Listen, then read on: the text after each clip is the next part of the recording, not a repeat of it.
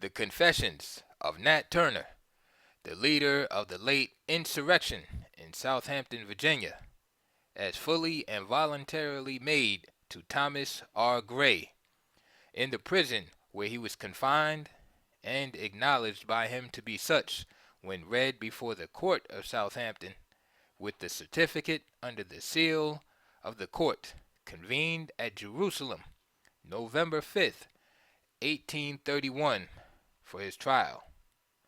Also an account of the whole insurrection, with list of the whites who were murdered, and of the Negroes brought before the court of Southampton and there sentenced. Baltimore, published by Thomas R. Gray, 1831. To the public. The late insurrection in Southampton has greatly excited the public mind and led to 1,000 idle, exaggerated, and mischievous reports. It is the first instance in our history of an open rebellion of the slaves, and attended with such atrocious circumstances of cruelty and destruction as could not fail to leave a deep impression, not only upon the minds of the community where this fearful tragedy was wrought, but throughout every portion of our country in which this population is to be found. Public curiosity has been on the stretch to understand the origin and progress of this dreadful conspiracy, and the motives which influences its diabolical actors. The insurgent slaves had all been destroyed or apprehended, tried, and executed, with the exception of the leader, without revealing anything at all satisfactory as to the motives which governed them, or the means by which they expected to accomplish their object. Everything connected with this sad affair was wrapped in mystery, until Nat Turner, the leader of this ferocious band, whose name has resounded throughout our widely extended empire, was captured. This great bandit was taken by a single individual in a cave near the residence of his late owner on Sunday, the 30th of October, without attempting to make the slightest resistance, and on the following day safely lodged in the jail of the county. His captor was Benjamin Phipps, armed with a shotgun well charged. Nat's only weapon was a small light sword, which he immediately surrendered and begged that his life might be spared. Since his confinement, by permission of the jailer, I have had ready access to him, and finding that he was willing to make a full and free confession of the origin, progress, and consummation of the insurrectory movements of the slaves of which he was the contriver and head, I determined, for the gratification of public curiosity, to commit his statements to writing, and publish them with little or no variation from his own words. That this is a faithful record of his confessions, the annexed certificate of the County Court of Southampton will attest. They certainly bear one stamp of truth and sincerity. He makes no attempt, as all the other insurgents who were examined did, to exculpate himself, but frankly acknowledges his full participation in all the guilt of the transaction. He was not only the contriver of the conspiracy, but gave the first blow towards its execution. It will thus appear that whilst everything upon the surface of society wore a calm and peaceful aspect, whilst not one note of preparation was heard to warn the devoted inhabitants of woe and death, a gloomy fanatic was revolving in the recesses of his own dark, bewildered, and overwrought mind schemes of indiscriminate massacre to the whites. Schemes too fearfully executed as far as his fiendish band proceeded in their desolating march. No cry for mercy penetrated their flinty bosoms. No acts of remembered kindness made the least impression upon these remorseless murderers. Men, women, and children, from hoary age to helpless infancy, were involved in the same cruel fate. Never did a band of savages do their work of death more unsparingly. Apprehension for their own personal safety seems to have been the only principle of restraint in the whole course of their bloody proceedings. And it is not the least remarkable feature in this horrid transaction that a band actuated by such hellish purposes should have resisted so feebly when met by the whites in arms. Desperation alone, one would think, might have led to greater efforts. More than 20 of them attacked Dr. Blunt's house on Tuesday morning, a little before daybreak, defended by 2 men and 3 boys. They fled precipitately at the first fire, and their future plans of mischief were entirely disconcerted and broken up. Escaping thence, each individual sought his own safety either in concealment or by returning home, with the hope that his participation might escape detection, and all were shot down in the course of a few days or captured and brought to trial and punishment. Nat had survived all his followers, and the gallows will speedily close his career.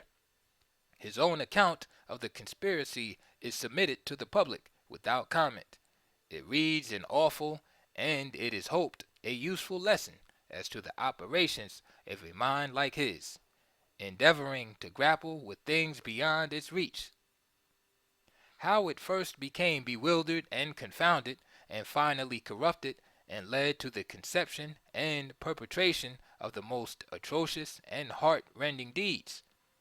It is calculated also to demonstrate the policy of our laws in restraint of this class of our population, and to induce all those entrusted with their execution, as well as our citizens generally, to see that they are strictly and rigidly enforced. Each particular community should look to its own safety, whilst the general guardians of the laws keep a watchful eye over all. If Nat's statements can be relied on, the insurrection in this country was entirely local, and his designs confided but to a few, and these in his immediate vicinity.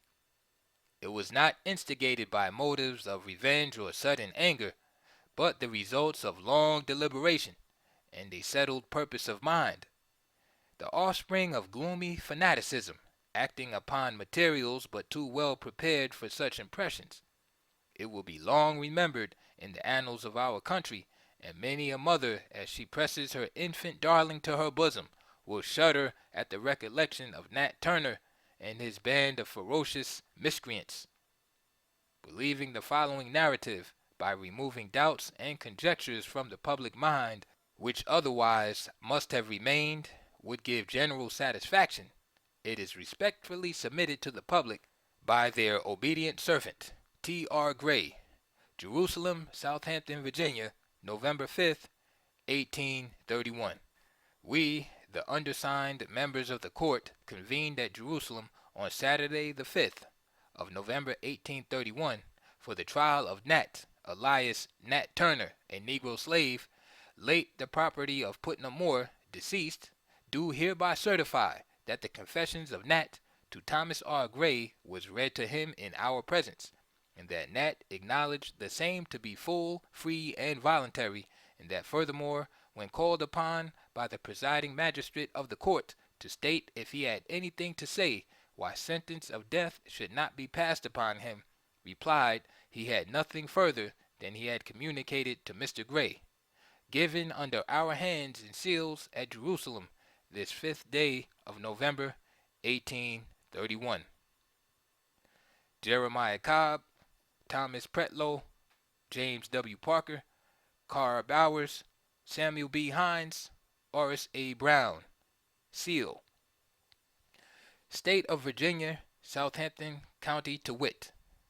I, James Rochelle, Clerk of the County Court of Southampton in the State of Virginia, do hereby certify that Jeremiah Cobb, Thomas Pretlow, James W. Parker, Carr Bowers, Samuel B. Hines, and Horace A. Brown, Esquires, are acting justices of the peace in and for the county aforesaid, and were members of the court which convened at Jerusalem on Saturday, the 5th of November, 1831, for the trial of Nat, alias Nat Turner, a Negro slave, late the property of Putnam Moore, deceased, who was tried and convicted as an insurgent in the late insurrection in the county of Southampton aforesaid, and that full faith and credit are due and ought to be given to their acts as justices of the peace aforesaid.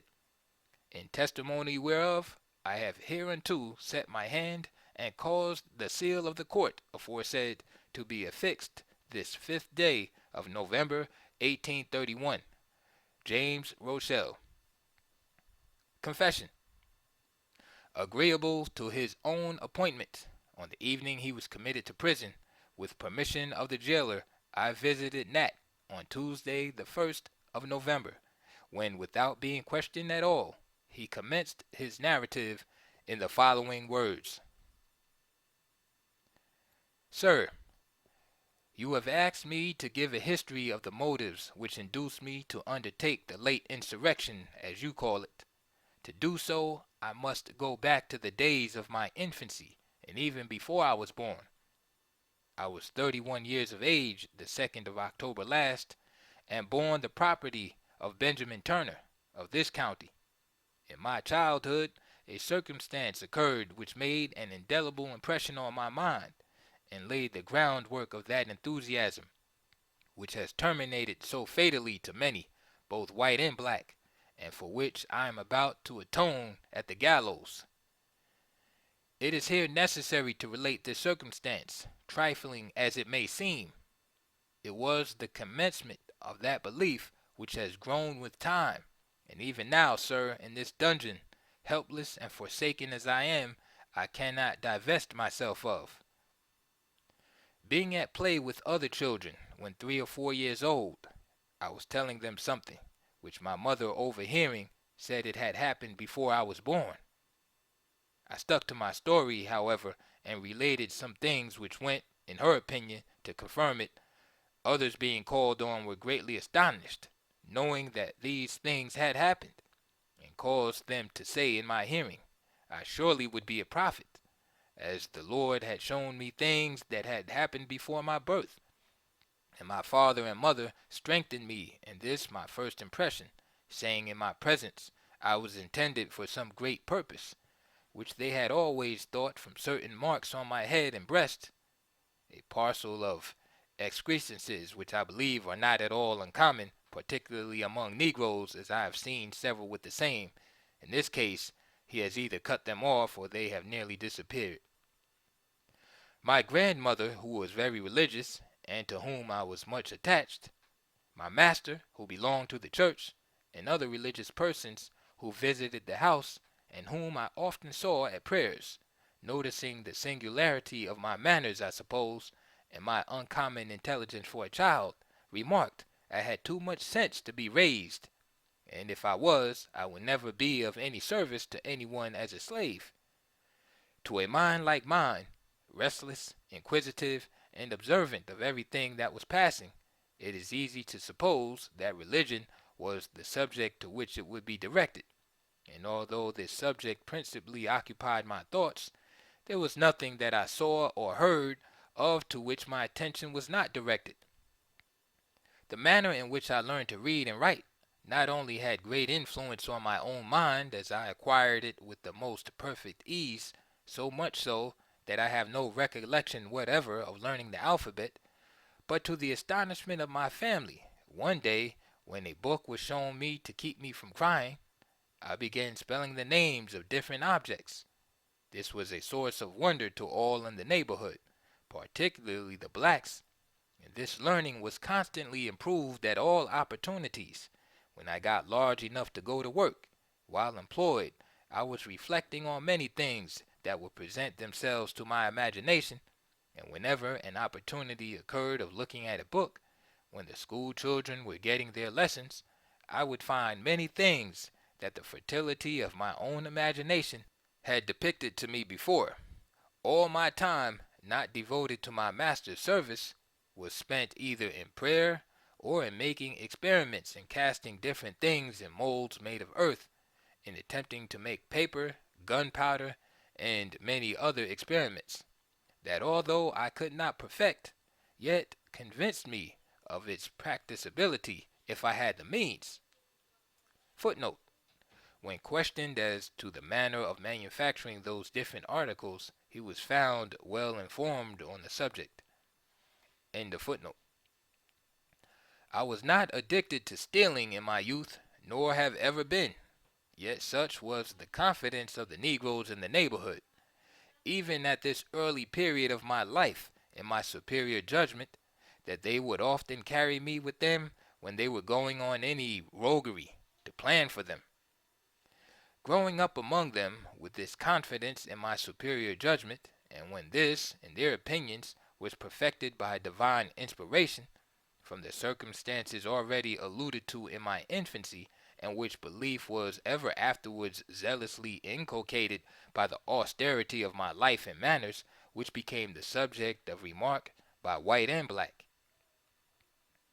Having soon discovered to be great, I must appear so, and therefore studiously avoided mixing in society, and wrapped myself in mystery, devoting my time to fasting and prayer. By this time, having arrived to man's estate, and hearing the scriptures commented on at meetings, I was struck with that particular passage which says, "Seek ye the kingdom of heaven, and all things shall be added unto you."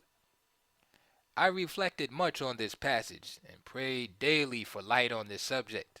As I was praying one day at my plow, the Spirit spoke to me, saying, "Seek ye the kingdom of heaven, and all things shall be added unto you." Question: what do you mean by the Spirit? Answer: the Spirit that spoke to the prophets in the former days. And I was greatly astonished, and for 2 years prayed continually, whenever my duty would permit, and then again I had the same revelation, which fully confirmed me in the impression that I was ordained for some great purpose in the hands of the Almighty. Several years rolled around, in which many events occurred to strengthen me in this belief. At this time I reverted my mind to the remarks made of me in my childhood, and the things that had been shown me. And as it had been said of me in my childhood by those by whom I had been taught to pray, both white and black, and whom I had the greatest confidence, that I had too much sense to be raised, and if I was, I would never be of any use to anyone as a slave. Now finding I had arrived to man's estate, and was a slave, and these revelations being made known to me, I began to direct my attention to this great object, to fulfill the purpose for which by this time I felt assured I was intended. Knowing the influence I had obtained over the minds of my fellow servants, not by the means of conjuring and such like tricks, for to them I always spoke of such things with contempt, but by the communion of the Spirit, whose revelations I often communicated to them, and they believed and said my wisdom came from God. I now began to prepare them for my purpose, by telling them something was about to happen that would terminate in fulfilling the great promise that had been made to me. About this time I was placed under an overseer, from whom I ran away, and after remaining in the woods 30 days, I returned, to the astonishment of the Negroes on the plantation, who thought I had made my escape to some other part of the country, as my father had done before. But the reason of my return was that the Spirit appeared to me and said, I had my wishes directed to the things of the world, and not to the kingdom of heaven, and that I should return to the service of my earthly master. For he who knoweth his master's will, and doeth it not, shall be beaten with many stripes, and thus have I chastened you. And the Negroes found fault, and murmured against me, saying that if they had my sense, they would not serve any master in the world. And about this time I had a vision, and I saw white spirits and black spirits engaged in battle, and the sun was darkened. The thunder rolled in the heavens, and blood flowed in streams, and I heard a voice saying, Such is your luck, such you are called to see, and let it come rough or smooth, you must surely bear it. I now withdrew myself as much as my situation would permit from the intercourse of my fellow servants, for the avowed purpose of serving the Spirit more fully, and it appeared to me and reminded me of the things it had already shown me, and that it would then reveal to me the knowledge of the elements, the revolution of the planets, the operation of tides and changes of the seasons. After this revelation in the year 1825, and the knowledge of the elements being made known to me, I sought more than ever to obtain true holiness before the great day of judgment should appear, And then I began to receive the true knowledge of faith, and from the first steps of righteousness unto the last was I made perfect. And the Holy Ghost was with me, and said, Behold me, as I stand in the heavens. And I looked, and saw the forms of men in different attitudes. And there were lights in the sky, to which the children of darkness gave other names than what they really were. For they were the lights of the Saviour's hands, stretched forth from east to west, even as they were extended on the cross of Calvary for the redemption of sinners. And I wondered greatly at these miracles, and prayed to be informed of a certainty of the meaning thereof. And shortly afterwards, while laboring in the field, I discovered drops of blood on the corn, as though it were dew from heaven. And I communicated it to many, both white and black, in the neighborhood. And I then found on the leaves in the woods hieroglyphic characters and numbers with the forms of men in different attitudes, portrayed in blood, and representing the figures I had seen before in the heavens. And now the Holy Ghost had revealed itself to me, and made plain the miracles it had shown me. For as the blood of Christ had been shed on this earth, and had ascended to heaven for the salvation of sinners, and was now returning to earth again in the form of dew, and as the leaves on the trees bore the impression of the figures I had seen in the heavens, it was plain to me that the Savior was about to lay down the yoke he had borne for the sins of men, and the great day of judgment was at hand. About this time I told these things to a white man, Ethelred T. Brantley, on whom it had a wonderful effect, and he ceased from his wickedness, and was attacked immediately with a cutaneous eruption, and blood oozed from the pores of his skin, and after praying and fasting 9 days he was healed. And the Spirit appeared to me again, and said, As the Savior had been baptized, so we should be also. And when the white people would not let us be baptized by the church, we went down into the water together, in the sight of many who reviled us, and were baptized by the Spirit. After this I rejoiced greatly, and gave thanks to God. And on May 12th, 1828, I heard a loud noise in the heavens, and the Spirit instantly appeared to me, and said the serpent was loosened, and Christ had laid down the yoke he had borne for the sins of men, and that I should take it on, and fight against the serpent. For the time was fast approaching, when the first should be last, and the last should be first. Question: Do you not find yourself mistaken now? Answer: Was not Christ crucified? And by signs in the heavens, that it would make known to me when I should commence the great work, and until the first sign appeared, I should conceal it from the knowledge of men, and on the appearance of the sign, the eclipse of the sun last February, I should arise and prepare myself, and slay my enemies with their own weapons. And immediately on the sign appearing in the heavens, the seal was removed from my lips, and I communicated the great work laid out for me to do, to four in whom I had the greatest confidence: Henry, Hark, Nelson, and Sam. It was intended by us to have begun the work of death on the 4th of July last.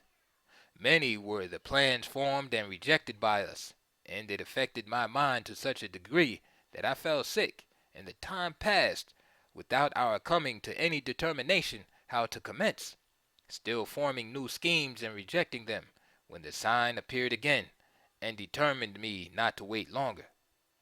Since the commencement of 1830, I had been living with Mr. Joseph Travis, who was to me a kind master, and placed the greatest confidence in me. In fact, I had no cause to complain of his treatment to me. On Saturday evening, the 20th of August, it was agreed between Henry, Hark, and myself to prepare a dinner the next day for the men we expected, and then to concert a plan, as we had not yet determined on any.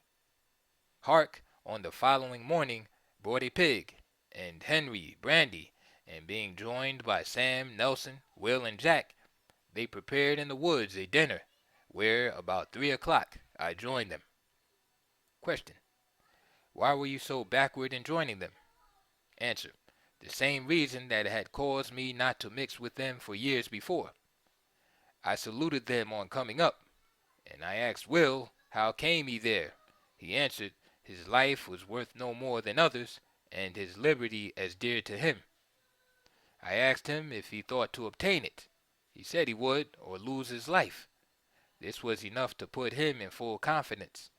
Jack, I knew, was only a tool in the hands of Hark. It was quickly agreed we should commence at home, Mr. J. Travis's, on that night, and until we had armed and equipped ourselves and gathered sufficient force, neither age nor sex was to be spared, which was invariably adhered to. We remained at the feast until about 2 hours in the night, when we went to the house and found Austin. They all went to the cider press and drank, except myself. On returning to the house, Hark went to the door with an axe, for the purpose of breaking it open, as we knew we were strong enough to murder the family. If they were awakened by the noise, but reflecting that it might create an alarm in the neighborhood, we determined to enter the house secretly and murder them while sleeping.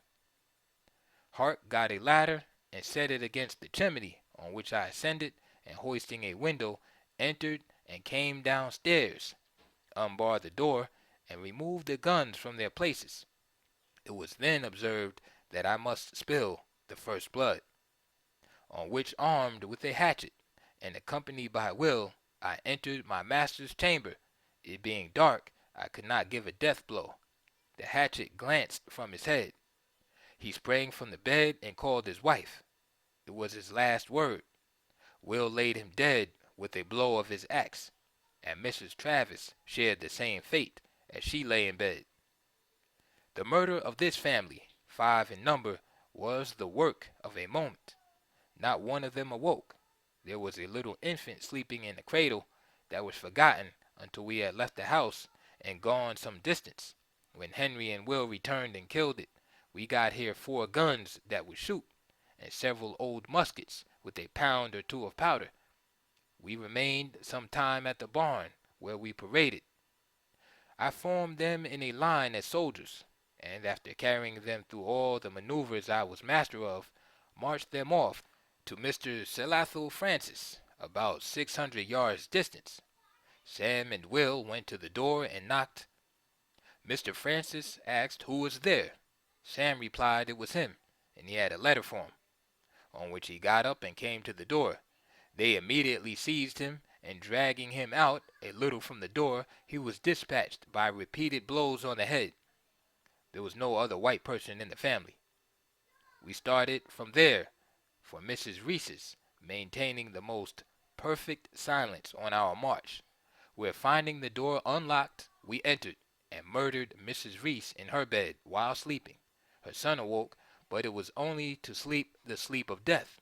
He had only time to say, "Who is that?" and he was no more. From Mrs. Reese's we went to Mrs. Turner's, a mile distant, which we reached about sunrise on Monday morning. Henry, Austin, and Sam went to the still, where, finding Mr. Peebles, Austin shot him, and the rest of us went to the house. As we approached, the family discovered us and shut the door. Vain hope!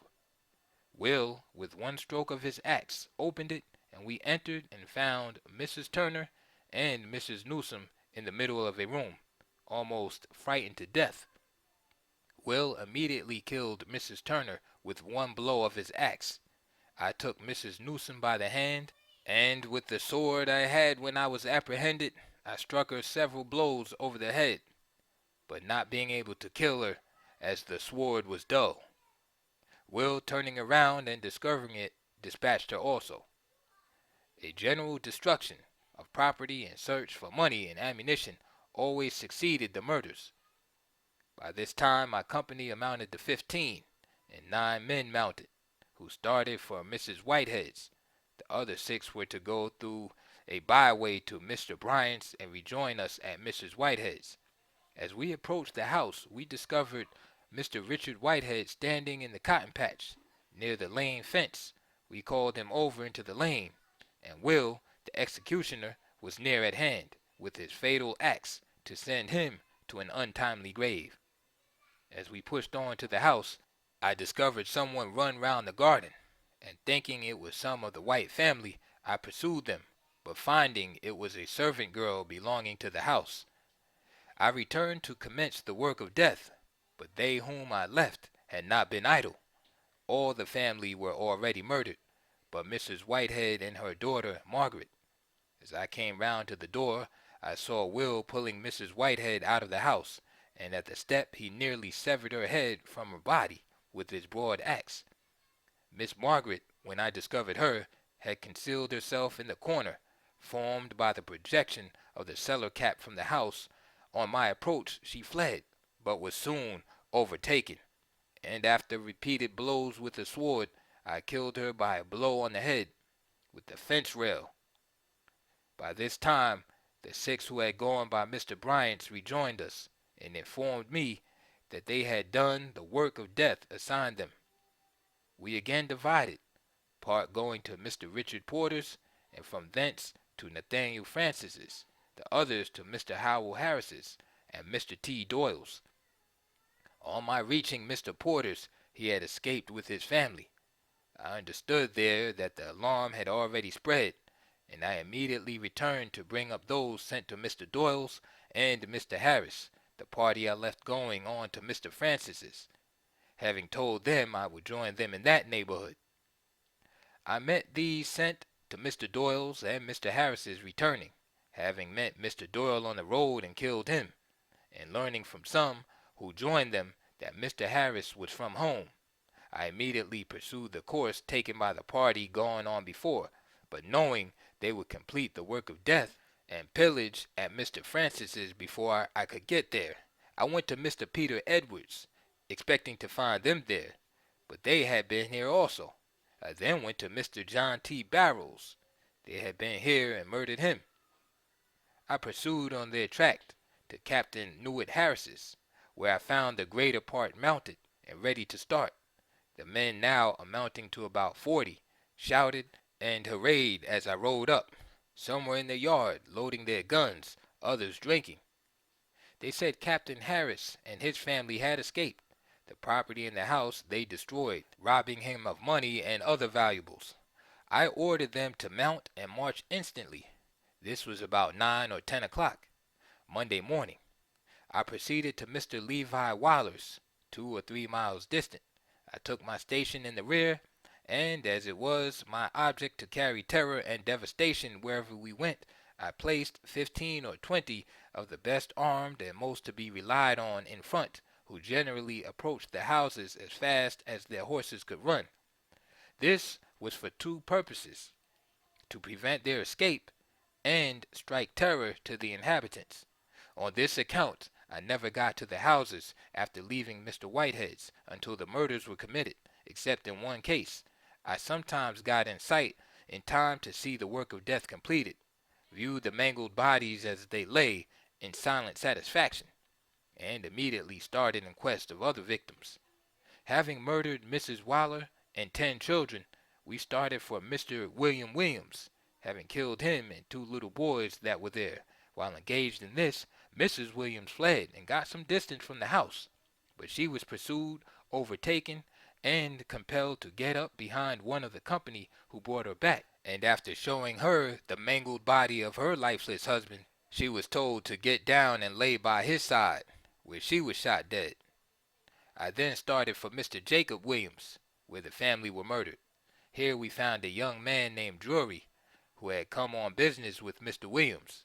He was pursued, overtaken, and shot. Mrs. Vaughn was the next place we visited, and after murdering the family here, I determined on starting for Jerusalem. Our number amounted now to 50 or 60, all mounted and armed with guns, axes, swords, and clubs. On reaching Mr. James W. Parker's gate, immediately on the road leading to Jerusalem, and about 3 miles distant, it was proposed to me to call there, but I objected, as I knew he was going to Jerusalem, and my object was to reach there as soon as possible. But some of the men, having relations at Mr. Parker's, it was agreed that they might call and get his people. I remained at the gate on the road, with 7 or 8, the others going across the field to the house, about half a mile off. After waiting some time for them, I became impatient and started to the house for them, and on our return we were met by a party of white men who had pursued our blood-stained track, and who had fired on those at the gate and dispersed them, which I knew nothing of, not having been at the time rejoined by any of them. Immediately on discovering the whites, I ordered my men to halt and form, as they appeared to be alarmed. The white men, 18 in number, approached us in about 100 yards, when one of them fired. This was against the positive orders of Captain Alexander P. Peet, who commanded and who directed the men to reserve their fire until within 30 paces, and I discovered about half of them retreating. I then ordered my men to fire and rush on them. The few remaining stood their ground until we approached within 50 yards, when they fired and retreated. We pursued and overtook some of them, who we thought we left dead. They were not killed. After pursuing them about 200 yards and rising a little hill, I discovered they were met by another party and had halted and were reloading their guns. This was a small party from Jerusalem who knew the Negroes were in the field, and had just tied their horses to await their return to the road, knowing that Mr. Parker and family were in Jerusalem, but knew nothing of the party that had gone in with Captain Pete. On hearing the firing, they immediately rushed to the spot and arrived just in time to arrest the progress of these barbarous villains and save the lives of their friends and fellow citizens.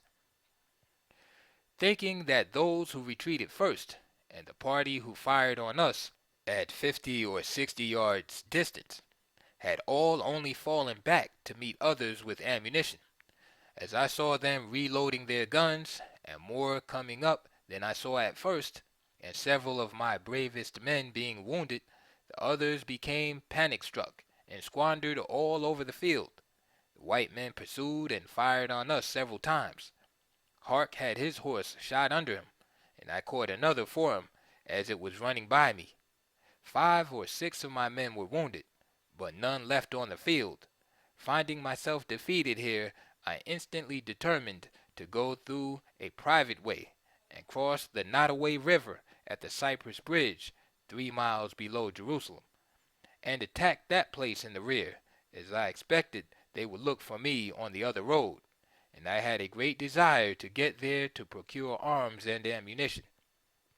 After going a short distance in this private way, accompanied by about 20 men, I overtook 2 or 3 who told me the others were dispersed in every direction, and trying in vain to collect a sufficient force to proceed to Jerusalem, I determined to return, as I was sure they would make back to their old neighborhood, where they would rejoin me, make new recruits, and come down again. On my way back, I called at Mrs. Thomas's, Mrs. Spencer's, and several other places. The white families having fled, we found no more victims to gratify our thirst for blood. We stopped at Major Ridley's quarter for the night, and being joined by 4 of his men with the recruits made since my defeat, we mustered now about 40 strong. After placing out sentinels, I lay down to sleep, but was quickly roused by a great racket.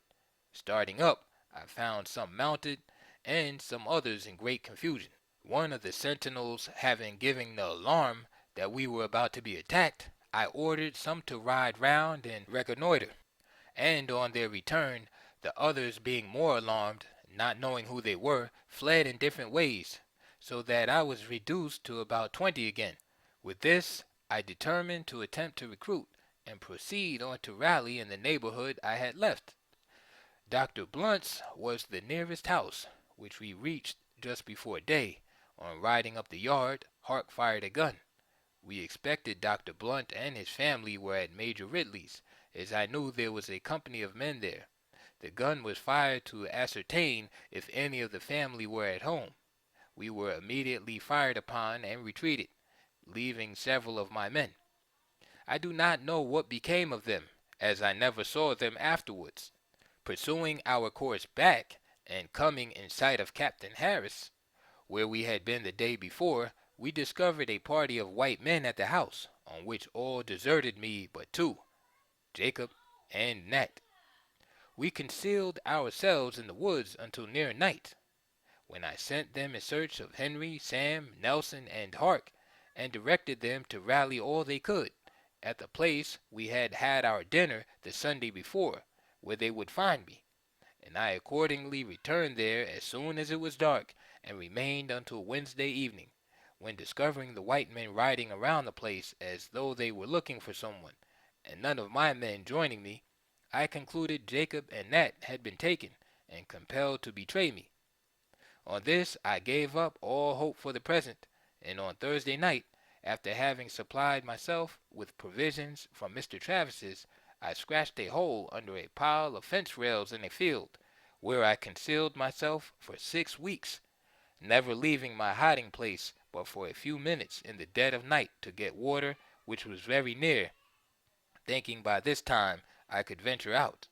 I began to go about in the night, and eavesdrop the houses in the neighborhood, pursuing this course for about a fortnight, and gathering little or no intelligence, afraid of speaking to any human being, and returning every morning to my cave before the dawn of day. I know not how long I might have led this life if accident had not betrayed me. A dog in the neighborhood, passing by my hiding place one night while I was out, was attracted by some meat I had in my cave, and crawled in and stole it, and was coming out just as I returned. A few nights after, two Negroes, having started to go hunting with the same dog, and passed that way, the dog came again to the place, and having just gone out to walk about, discovered me and barked, on which, thinking myself discovered, I spoke to them to beg concealment. On making myself known, they fled from me. Knowing then they would betray me, I immediately left my hiding place, and was pursued almost incessantly until I was taken a fortnight afterwards by Mr. Benjamin Phipps, in a little hole I had dug out with my sword, for the purpose of concealment, under the top of a fallen tree. On Mr. Phipps discovering the place of my concealment, he cocked his gun and aimed at me. I requested him not to shoot, and I would give up, upon which he demanded my sword. I delivered it to him, and he brought me to prison. During the time I was pursued, I had many hairbreadth escapes, which your time will not permit you to relate. I am here loaded with chains, and willing to suffer the fate that awaits me. I here proceeded to make some inquiries of him, after assuring him of the certain death that awaited him, and that concealment would only bring destruction on the innocent as well as guilty of his own color, if he knew of any extensive or concerted plan. His answer was, I do not. When I questioned him as to the insurrection in North Carolina happening about the same time, he denied any knowledge of it, and when I looked him in the face, as though I would search his inmost thoughts, he replied, I see, sir, you doubt my word, but can you not think the same ideas, and strange appearances about this time in the heavens might prompt others, as well as myself, to this undertaking? I now had much conversation with, and asked him many questions, having forborne to do so previously, except in the cases noted in parentheses, but during his statement I had, unnoticed by him, taken notes as to some particular circumstances, and having the advantage of his statement before me in writing, on the evening of the third day that I had been with him, I began a cross-examination, and found his statement corroborated by every circumstance coming within my own knowledge, or the confessions of others who had been either killed or executed, and whom he had not seen nor had any knowledge since 22nd of August last. He expressed himself fully satisfied as to the impracticability of his attempt. It had been said he was ignorant and cowardly, and that his object was to murder and rob for the purpose of obtaining money to make his escape. It is notorious that he was never known to have a dollar in his life, to swear an oath, or drink a drop of spirits. As to his ignorance, he certainly never had the advantages of education, but he can read and write. It was taught him by his parents. and for natural intelligence and quickness of apprehension, it surpassed by few men I have ever seen. As to his being a coward, his reason is given for not resisting Mr. Phipps shews the decision of his character. When he saw Mr. Phipps present his gun, he said he knew it was impossible for him to escape as the woods were full of men. He therefore thought it was better to surrender and trust to fortune for his escape. He is a complete fanatic, but plays his part most admirably. On other subjects, he possesses an uncommon share of intelligence, with a mind capable of attaining anything, but warped and perverted by the influence of early impressions. He is below the ordinary stature, though strong and active, having the true Negro face, every feature of which is strongly marked. I shall not attempt to describe the effect of his narrative as told and commented on by himself, in the condemned hole of the prison. The calm, deliberate composure with which he spoke of his late deeds and intentions, the expression of his fiend-like face when excited by enthusiasm, still bearing the stains of the blood of helpless innocence about him, clothed with rags and covered with chains, yet daring to raise his manacled hands to heaven, with a spirit soaring above the attributes of man. I looked on him, and my blood curdled in my veins. I will not shock the feelings of humanity, nor wound afresh the bosoms of the disconsolate sufferers in this unparalleled and inhuman massacre, by detailing the deeds of their fiend-like barbarity. There were 2 or 3 who were in the power of these wretches, had they known it, and who escaped in the most providential manner. There were 2 whom they thought they left dead on the field at Mr. Parker's, but who were only stunned by the blows of their guns, as they did not take time to reload when they charged on them. The escape of a little girl who went to school at Mr. Waller's, and where the children were collecting for that purpose, excited general sympathy. As their teacher had not arrived, they were at play in the yard, and seeing the Negroes approach, she ran up on a dirt chimney, such as are common to log houses, and remained there unnoticed during the massacre of the 11 that were killed at this place. She remained on her hiding place till just before the arrival of a party, who were in pursuit of the murderers, when she came down and fled to a swamp, where, a mere child as she was, with the horrors of the late scene before her, she lay concealed, until the next day, when seeing a party go up to the house, she came up, and on being asked how she escaped, replied with the utmost simplicity, "The Lord helped her." She was taken up behind a gentleman of the party, and returned to the arms of her weeping mother. Miss Whitehead concealed herself between the bed and the mat that supported it, while they murdered her sister in the same room without discovering her. She was afterwards carried off and concealed for protection by a slave of the family, who gave evidence against several of them on their trial. Mrs. Nathaniel Francis, while concealed in a closet, heard their blows, and the shrieks of the victims of these ruthless savages. They then entered the closet where she was concealed, and went out without discovering her. While in this hiding place, she heard 2 of her women in a quarrel about the division of her clothes. Mr. John T. Barron, discovering them approaching his house, told his wife to make her escape, and scorning to fly, fell fighting on his own threshold. After firing his rifle, he discharged his gun at them, and then broke it over the villain who first approached him, but he was overpowered and slain. His bravery, however, saved from the hands of these monsters his lovely and amiable wife, who will long lament a husband so deserving of her love. As directed by him, she attempted to escape through the garden, when she was caught and held by one of her servant girls, but another coming to her rescue, she fled to the woods and concealed herself. Few indeed were those who escaped their work of death, but fortunate for society, the hand of retributive justice has overtaken them, and not one that was known to be concerned has escaped. The Commonwealth vs. Nat Turner. Charged with making insurrection and plotting to take away the lives of diverse free white persons on the 22nd of August, 1831. The court composed of, having met for the trial of Nat Turner, the prisoner was brought in and arraigned, and upon his arraignment pleaded not guilty, saying to his counsel that he did not feel so. On the part of the Commonwealth, Levi Waller was introduced, who being sworn, deposed as followed, agreeably to Nat's own confession.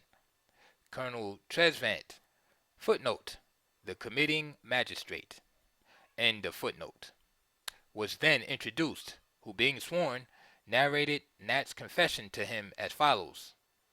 His confession as given to Mr. Gray. The prisoner introduced no evidence, and the case was submitted without argument to the court, who, having found him guilty, Jeremiah Cobb, Esquire, Chairman, pronounced the same sentence of the court in the following words, quote, Nat Turner, stand up. Have you anything to say why sentence of death should not be pronounced against you? Answer. I have not. I have made a full confession to Mr. Gray, and I have nothing more to say. Attend then to the sentence of the court. You have been arraigned and tried before this court, and convicted of one of the highest crimes in our criminal code. You have been convicted of plotting in cold blood the indiscriminate destruction of men, of helpless women, and of infant children. The evidence before us leaves not a shadow of doubt, but that your hands were often imbrued in the blood of the innocent, and your own confession tells us that they were stained with the blood of a master. In your language, too indulgent. Could I stop here? Your crime would be sufficiently aggravated. But the original contriver of a plan, deep and deadly, one that never can be effected, you managed so far to put it into execution as to deprive us of many of our most valuable citizens, and this was done when they were asleep and defenseless, under circumstances shocking to humanity. And while upon this part of the subject, I cannot but call your attention to the poor misguided wretches who have gone before you. They are not few in number. They were your bosom associates, and the blood of all cries aloud and calls upon you as the author of their misfortune.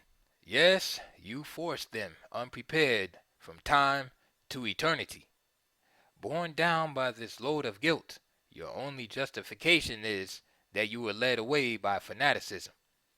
If this be true, from my soul I pity you, and while you have my sympathies, I am nevertheless called upon to pass the sentence of the court. The time between this and your execution will necessarily be very short, and your only hope must be in another world. The judgment of the court is that you be taken hence to the jail from whence you came, thence to the place of execution, and on Friday next, between the hours of 10 a.m. and 2 p.m., be hung by the neck until you are dead, dead, dead, and may the Lord have mercy on your soul. A list of persons murdered in the insurrection on the 21st and 22nd of August, 1831. Joseph Travers and wife and 3 children, Mrs. Elizabeth Turner, Hartwell Prebles, Sarah Newsom, Mrs. P. Reese and son William Trajan Doyle, Henry Bryant and wife and child and wife's mother, Mrs. Catherine Whitehead, son Richard and 4 daughters and a grandchild, Salathiel Francis, Nathaniel Francis's overseer and 2 children, John T. Barrow, George Vaughn, Mrs. Levi Waller and 10 children, William Williams' wife and 2 boys, Mrs. Caswell Worrell and child, Mrs. Rebecca Vaughn, Ann Eliza Vaughn and son Arthur, Mrs. John K. Williams and child, Mrs. Jacob Williams and 3 children, and Edwin Drury, amounting to 55. A list of Negroes brought before the court of Southampton. Daniel, Moses, Tom, Jack and Andrew, Jacob, Isaac, Jack, Nathan, Nathan, Tom, and Davy, boys, Davy, Curtis, Stephen, Hardy and Isham, Sam, Hark, Moses, a boy, Davy, Nelson, Nat, Jack, Dread, Arnold, Artist, Sam, Ferry and Archer, Jim, Bob, Davy, Daniel, Thomas Hathcock, Joe, Lucy, Matt, Jim, Exum Artist, Joe, Barry Newsom, Stephen, Jim and Isaac, Preston, Frank, Jack and Shadrach, Nelson, Sam, Archer, Isham Turner, Nat Turner. End of Confessions of Nat Turner.